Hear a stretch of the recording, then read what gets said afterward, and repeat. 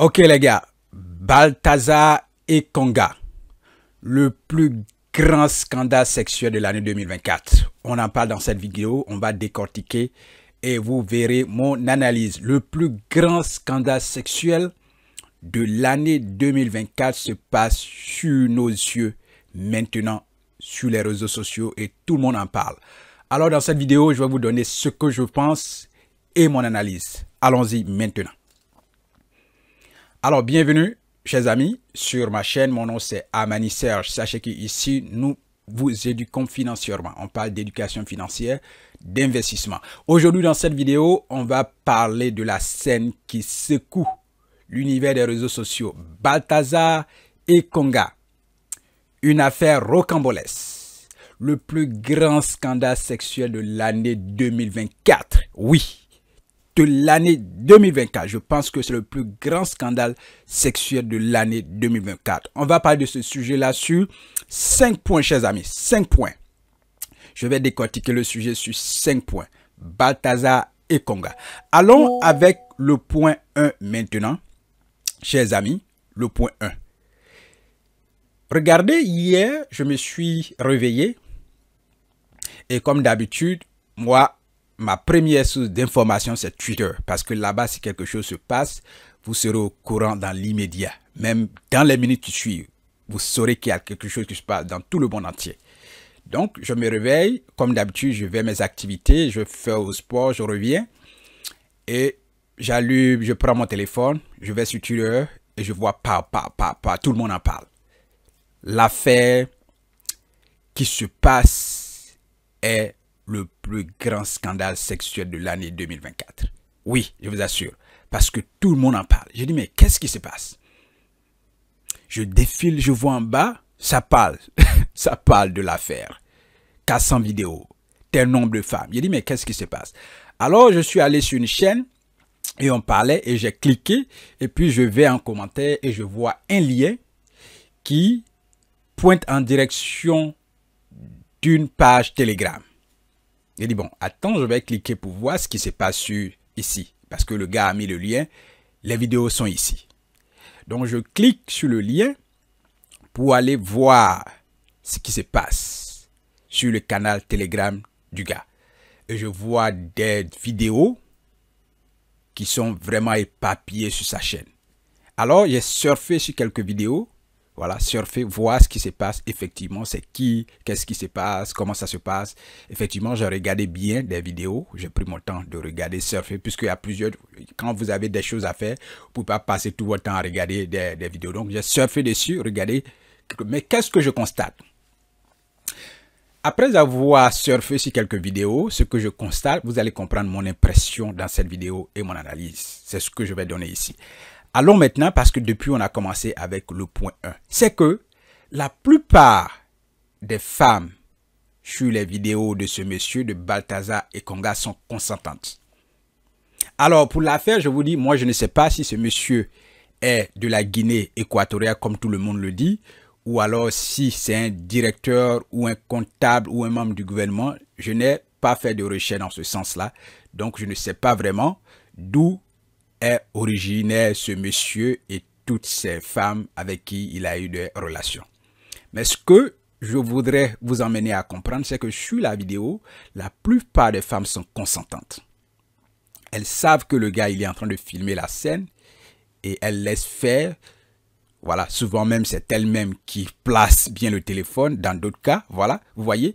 Donc, elles sont consentantes sur cette vidéo. Ça, c'est ce qu'il faut retenir. Elles sont très consentantes.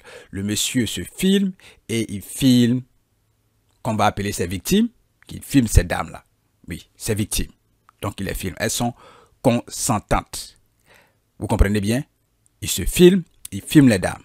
Elles sont consentantes. En 2 points, ce qu'il faut, je vais dire, c'est que les endroits des vidéos, il y a le bureau. Vous pouvez constater qu'il y a un bureau. Il y a les hôtels. Et aussi, il y a des scènes qui se passent à domicile et dehors. De manière publique, dehors. Donc, je reprends. On a le bureau. On voit des scènes au bureau. On voit des scènes à la maison. On voit des scènes aussi à l'hôtel. Et on voit des scènes dehors. C'est comme ça que l'endroit des vidéos. Ce qui va nous amener dans le point 3 qui est, il y a une deuxième actrice principale.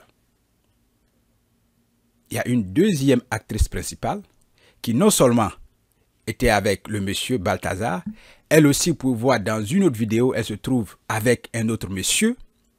Et aussi, on la voit aussi avec des dames, toujours en train de faire aussi les mêmes choses, les rapports sexuels. Vous voyez? Voilà, elle fait des rapports sexuels, non seulement avec des dames, la dame, l'actrice principale, c'est une deuxième actrice principale, elle se filme, elle fait des rapports avec d'autres dames, et avec Balthazar, et puis avec un autre monsieur. Vous voyez? C'est ça, c'est ce qu'il faut retenir, il faut bien voir ça. En point 4, ce qu'il faut dire, c'est que la méchanceté des hommes qui ont publié ces vidéos. Parlons-en. Ces gens qui ont publié ces vidéos sont très méchants. Ce sont des personnes très méchantes. Parce que je me dis que ce monsieur Balthazar Engonga n'avait pas l'intention de publier ces images ou ces vidéos-là. Parce que lui-même, il se met dans la scène à visage dévoilé et aussi ses victimes sont dans la scène à visage dévoilé.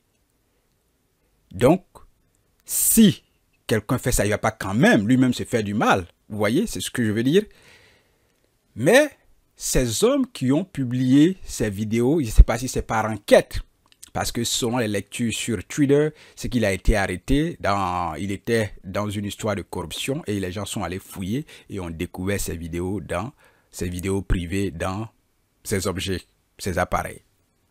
Quelle est l'intention de publier ces vidéos si vous découvrez? Vous êtes des enquêteurs, si vraiment ils l'ont fait et que vous découvrez ce genre de choses, mais vous sécurisez et puis ça va vous aider dans la procédure pénale comme ce monsieur. Et ne pas dévoiler si effectivement c'est les femmes des gens.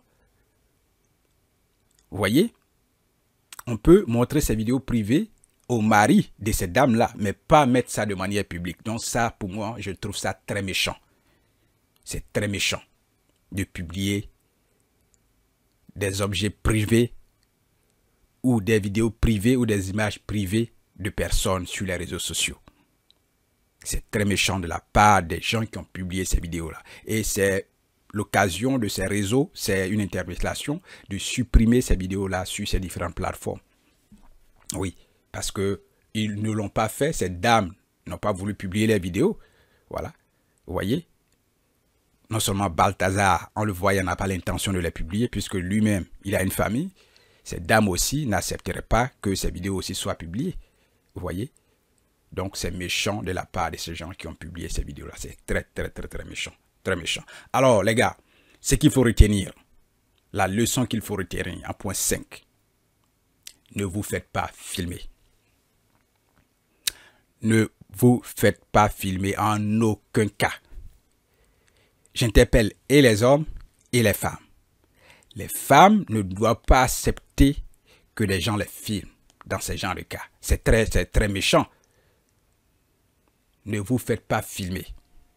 Que vous soyez garçon ou femme, ne vous faites pas filmer.